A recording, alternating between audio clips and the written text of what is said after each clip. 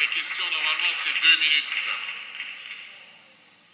Autrement, on devient dans un mini-débat, comme l'a dit Mme Font.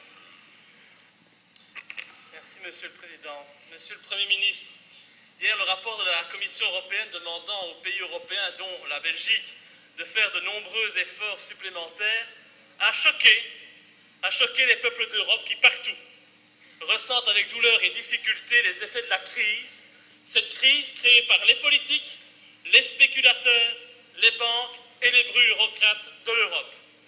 L'arrogance des commissaires européens et du président de la Commission, M. Barroso, qui, rappelons-le, n'ont aucune légitimité démocratique, et surtout leur manque d'empathie pour les peuples, qui sont aujourd'hui pressés comme des citrons, est la meilleure manière de dégoûter les citoyens du projet européen et d'inciter au repli sur soi et au nationalisme. L'Europe telle qu'elle fonctionne aujourd'hui est vouée à l'échec car cette Europe ne s'intéresse qu'à l'argent, qu'au profit, sans se préoccuper du sort des citoyens européens.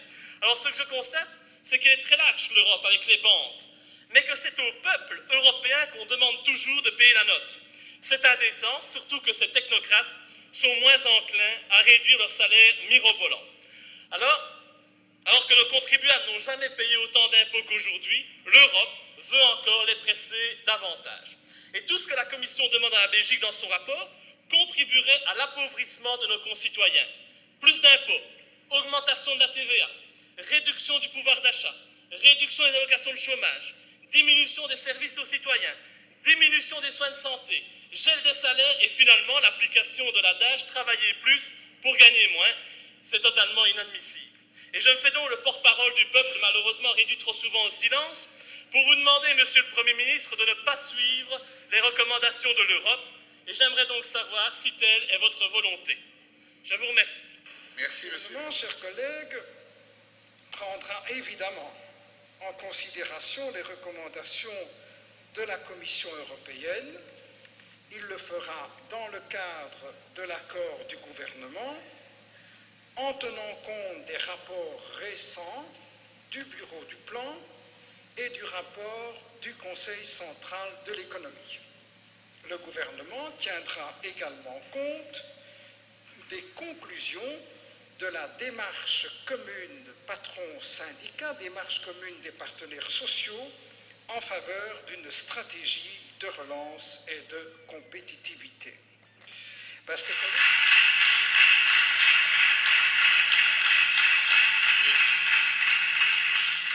Merci, monsieur Baclaine. Monsieur Louis.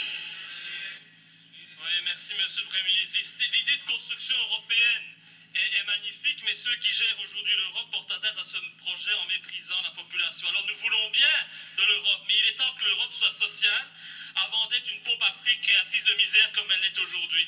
Alors je crois qu'il ne faut pas suivre les recommandations de l'Europe, ni maintenant, ni après les prochaines élections. Et je crois que nous devons être prêts à défendre le principe d'une Europe sociale, quitte à prendre des mesures drastiques, comme l'abandon de l'Europe telle qu'on la connaît aujourd'hui, pour aller, avec un groupe plus restreint de pays, vers une Europe plus aboutie, plus intégrée, plus démocratique et surtout sociale, dans laquelle il y aurait déjà une harmonisation des salaires, car l'Europe doit devenir une institution protectrice, une institution qui travaille à améliorer la qualité de vie des Européens, sans toujours donner la priorité au pognon, sinon autant qu'elle disparaisse, car elle est totalement vouée à l'échec.